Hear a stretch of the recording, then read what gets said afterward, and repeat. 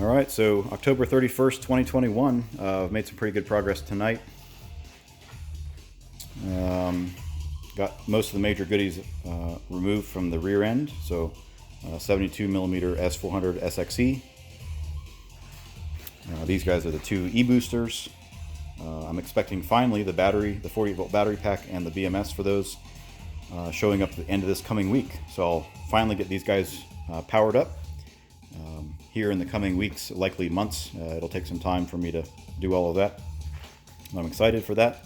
And then here's the charge plumbing electronic bypass valve, which is essentially a large, it's 100 millimeter electronic throttle body that I've repurposed and reconfigured internally.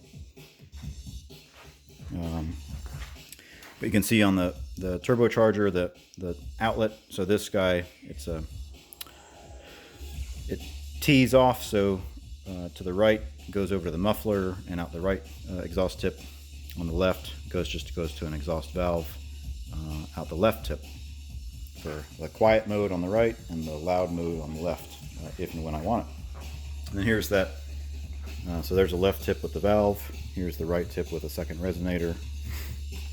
And then there's my charge plumbing, my air filter bits. It's dirty. I'll be cleaning all that stuff up. But the thing I've been focusing on is this panel, and in particular, the hinge that supports it. So there's the center main resonator, but there we go. There's the hinge. So this is PLA, black PLA 3D printed bits. These guys are carbon fiber reinforced nylon. It's called Nylon X material. And these guys are SLA printed. Just through various revisions, I had these parts printed out of different materials. I probably could have done everything out of PLA, but here we are. We'll see how this works. So these guys mount to the subframe that I made to support the turbos. This is the main, essentially the first arm of the hinge. You can see this is the spring-loaded force that I'm working against here. And this bit bumps up against here. This is a rib that's part of this arm, and it stops up against this subframe. And then I've got two torsion springs to these second arms, which come back. And that's essentially, that's the hinge. So I'll show how that works in a bit here, but just for a view of a perspective of other things down here. So of course, e-boosters sit on the left side. They're suspended by these exhaust rubbers. These are the CAN bus wires and 12 volt power. The 48 volt power wires are not installed yet. Again, the battery will show up this coming week, and I can get that stuff in process. For the turbo side, on the left side of the car, here's the oil feed. So this line is from the engine, so it relies on the engine oil pump. We've got this guy mounted. This is a check valve to a T-fitting with a pressure sender, so I can monitor pressure right before the turbo. So feed to the turbo. And then from the drain side, it's a 12 AN coming off the drain up to this Marco Up 3 oil pump. That's a helical bronze gear pump. And then on the outlet side, this is another check valve, and off to a dash 6. In the dash 6, the pump pushes the oil back up to the oil pan. And we've got a bunch of sensors hanging out here. So this is wastegate position sensor plug, of course a wideband oxygen sensor. Let's see here, along here I've got turbo speed sensor. This is for an air temp sensor that's mounted right at the after the air filter. This powers the scavenge pump. This guy will power a MAC valve, which will work for the boost control that I'll be integrating.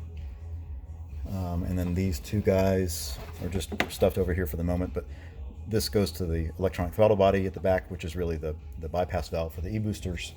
And then this is the first T-map sensor measuring pressure and temperature right out of the turbocharger, the S400. And then I've got another T-map sensor. Here's the plug for it. That will measure pressure and temperature after both turbo and e-boosters. And then here's the exhaust plumbing. So it goes essentially round, 2.5-inch round to 2.5-inch oval with a couple bellows to allow for axial thermal growth. And this is the EGT sensor. So really I'm just monitoring the temperature of the exhaust right before it goes in the turbine stage. Of course there's a wastegate branch, and then right here is the boost signal or the pressure signal that goes to the wastegate itself, the wastegate diaphragm. So that's all the nuts and bolts back there. Maybe a few other bits to comment on. So these are the tie rods that I got one on the right and one on the left. There it is. It sits above the exhaust, and it controls, it maintains the longitudinal positioning of the system. And then I've got a tie bar that goes up, connects here, that controls the left to right movement of the system. So everything floats under there, but it's still controlled from a position perspective. So let's see if this hinge works the way that I want it to, because of course I'm holding the camera or the phone with one hand, try to do everything else with the other hand. So this is the little electric driver that I've got, and there are 1, 2, 3, 4, 5, 6 M8s, socketed cap screws. So this is what holds this panel down and ensures that the weather stripping has a nice seal all the way around and prevents any kind of moisture and dirt from getting into the trunk. So I will do these 4 first, and I'll save these back 2 for last, because this is where any of that spring tension from that hinge should work. So that's loose, that's loose, that's loose. The idea here now is I should be able to pick up here, and the whole panel, once I get those screws to stop catching. There we go. Okay, so there we go. One hand lift and sit there. So that's how it rests right now. I might add some small springs here and here, torsional springs, but essentially it does what I want it to do. It allows one hand to pick up on the panel and of course clip it up here. If I just encourage it a little bit, it'll sit a bit taller there, so maybe I can play with the springs a little bit. But gives me lots of access and easy access to the rear pant, to the rear area for servicing, inspecting, and et cetera, et cetera. And let's see here. Yeah. Of course, the other thing is when I set it down, I can do that, and there we go. So now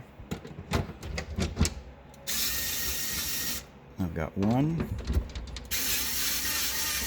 2, 3, 4, 5, and 6. So I've got them all 6 engaged into their spots.